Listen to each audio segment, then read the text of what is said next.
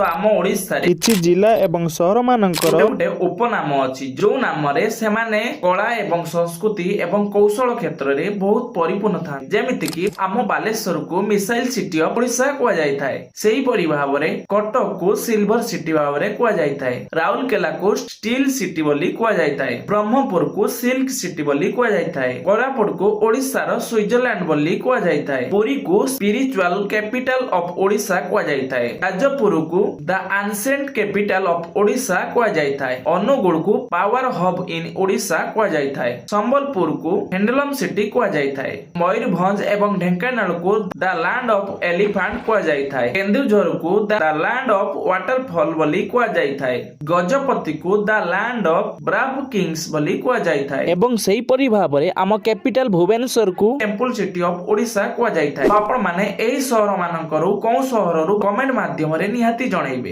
एही भली informative video देखिया पई हमको फॉलो एवं सब्सक्राइब करंतु एवं वीडियो को लाइक करी समान सहित शेयर करंतु।